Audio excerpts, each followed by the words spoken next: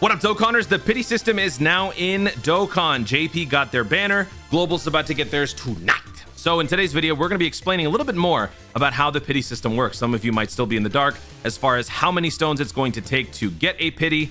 Does the pity system break if you manage to pull a copy of the headliner before you reach that endpoint? All of that will be explained in this video. Now, regardless, I will just start out by saying I think the pity system, the pity system is pretty good. I got to give Dokkan credit where credit is due. They did a good job on this pity system. To be fair, though, I do have a very cynical take on this, which I will dive into later on here, but it is good. A lot of us were memeing like, you know, imagine it's an 8,000 stone pity system, and on the 7,950th stone that you spend, you manage to pull the headliner, therefore you don't get the pity or something like that. Like, all sorts of horror stories and theories were out there, but thankfully none of them are true. So they do explain this in a few of the excerpts in the JP side of the game, but since the translations gets all compressed and weird and wonky, I figured I would just write it all and consolidate it into a little presentation like I usually do. All of this will be explained on the global side when it comes out, but you know, I just wanted to get this out there so that those of you who are global players who might be considering summoning for part 2, or maybe you're not, maybe you just want to know how this works. So this is all of it right here. So this goes over pretty much everything. As with any coin, you are earning 10 coins per 50 stone multi spent. Now, the thing about this particular situation is that you are only going to be getting silver coins. You are no longer going to be earning yellow coins. That doesn't mean yellow coins are dead, however.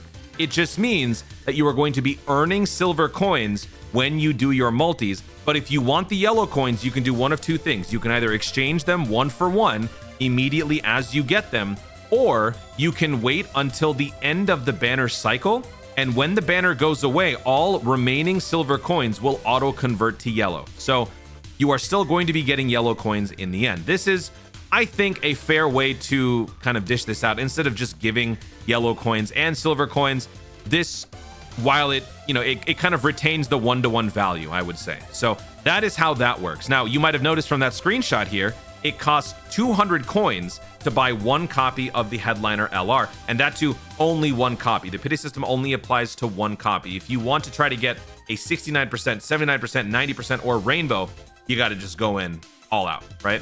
So for 1 copy and once only, it'll cost you 200 coins. Considering that it takes 10 coins per 50 stones, in order to get 200, you would have to spend 1,000 stones to ensure the new unit. Now, on your way to 1,000 stones spent, in order to obtain said 200 silver coins, if you manage to pick up a copy or 2 or 3 of the LR Ribrianne or LR Goku, or the new headliner unit basically, you will still be able to be on track to get the new headliner unit through the coin pity system. There is no failsafe that they implement where if you get lucky ahead of time, you do not get this. Even if this wasn't a thing, that is such a horrible policy. I would really hate whatever game did that. And actually, is there a game that does that? Let me know in the comments, guys. If you guys do play other gacha games, is there a gacha game out there where if you've got an endpoint for that failsafe pity, if you manage to get lucky before that, does it disable it? Do you not get that pity system? I'd like to think that there's no game that does that, but let me know. Anyway, so for 1,000 stones, you are getting 1 copy of the new unit. Now, that is pretty good. Now, here's my cynical take. So forgive me for a moment. I'm going to approach this more from a cynical angle. The reason why they are seemingly so generous when it comes to this 1,000 stones to the new unit thing is because it's a legendary summon. This is the least profitable banner in their game. They are aware of this, and so therefore they have decided to implement and test out this pity system on their lowest performing banner. Let's just say, arbitrarily, I'm just randomly throwing a number out there. Let's just say their numbers come back and they've learned that on average, the average Dokkan player spends 100 stones on a legendary summon banner. So if that is the data that they have, then they have determined that on average, if we guarantee a unit at 1,000 stones, it's not going to ensure that everybody spends 1,000 stones, but it's definitely going to help increase the amount of people who do spend those stones, right? That's kind of their approach here. Because this banner doesn't perform well, they are giving us a seemingly generous setup in order to get the new unit so that we would summon on their lowest profitable banner.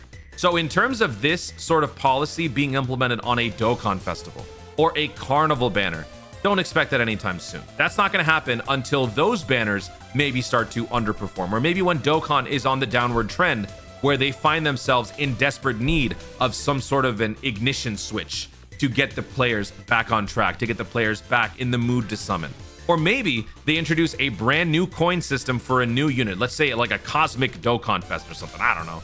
Like they come up with some sort of a new coin unit that thereby, I guess, devalues one of the pre-existing units out there. And when they do that, they would then implement the pity on that one. That's sort of my cynical take on it. So, you know, I want that to be stated so that you guys are aware that while this is a good system, it doesn't necessarily mean that you must use it on every single banner, especially if you are a budget player, if you're a free-to-play player, if you're a moderate spender.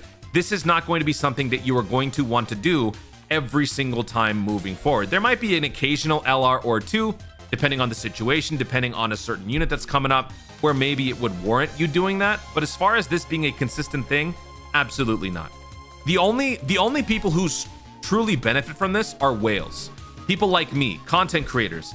Those types of players will greatly benefit from this. But budget players, please don't see this as an opportunity to, you know, go all in, because this, you know, you look at this, cool, you get a guaranteed LR Goku. Okay, for 1,000 stones. Was it worth giving up 1,000 stones for this guy when you've got a thank you, an LR Super Saiyan 4 Goku? LR Super Saiyan 4 Goku is 1,000,000 times better than this guy. Not to say that this is going to be a must summon for some of you, depending on your budget, but still, there are much better options coming up down the road. And of course, with the full synchro coming soon, and you know, the fact that we've got 2 banners dropping within 3 days of each other, we are getting full synchro shenanigans. Who knows what the New Year's celebration is going to hold? I have a feeling, I made this video recently, I have a feeling Trunks is going to be the Dokkan Festival that drops for the thank you celebration, as I mentioned in that video.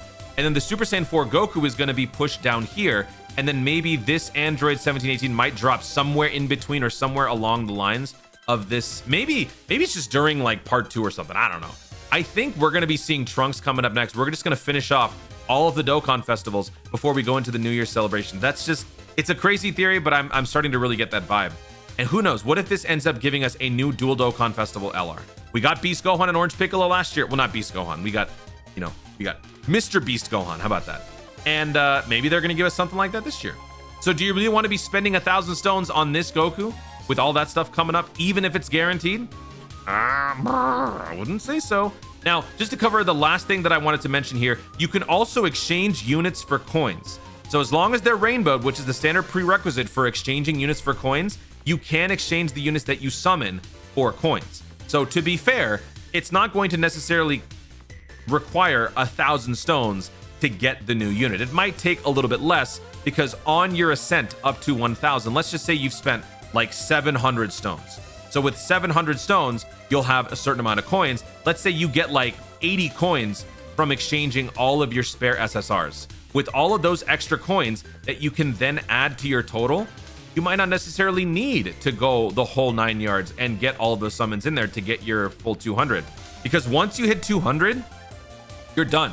There is no purpose in acquiring more silver coins. There is no benefit for the future. Once you are done and you reach that pity point, you have no more use for silver coins. You can immediately exchange every remaining silver coin for a yellow coin, or just wait until the end of the banner. So that is how the pity system works in Dokkan. Global players, we will be getting our banner tonight. And as far as my summons are concerned, I'm not exactly sure if it's going to be a summon stream or if it's going to be a summon video. I've got some scheduling conflicts coming up. I do have a major game that is releasing tonight as well, Spider-Man 2. Make sure you guys subscribe to the second channel. I'm going to link that down below from the second channel. One of you guys actually made a very cool recommendation. I'm going to use that. So with my scheduling being a little bit wonky, I'm not sure if I'm necessarily going to be doing a stream, but I will let you guys know. As we get closer, I will let you guys know in the campaign breakdown video following this one, or perhaps you will just see a thumbnail or something scheduled. And when you do see that, then of course you'll know. So make sure you guys subscribe, make sure you guys like this video, make sure you guys hit that notification bell so that you don't miss all of the action, because when the action does start, you don't want to miss it. That pity system, am I going to get shafted all the way to the pity system, or am I going to get absurdly lucky like I did on the Turles banner? We will have to wait and see. Guys, thank you so much for watching. If you enjoyed the video, be sure to leave a like down below. Let me know in the comments your thoughts on the pity system overall. Do you like the way that Dokkan has implemented this? Do you think that this is going to be the policy moving forward? Or are they going to make some adjustments or potentially some more tweaks in our favor in terms of making the pity system a little bit more cheap? Or do you think that they're going to be implementing this sometime soon in the future for a Dokkan festival or a carnival? Let me know all of your thoughts overall about all of this and more in the comments down below. Also, be sure to subscribe for more Dokkan content in the future and click the notification bell so that you let YouTube know I'm going to see more of my stuff. Do it! Thanks again. Stay tuned and remember to Dokkan responsibly.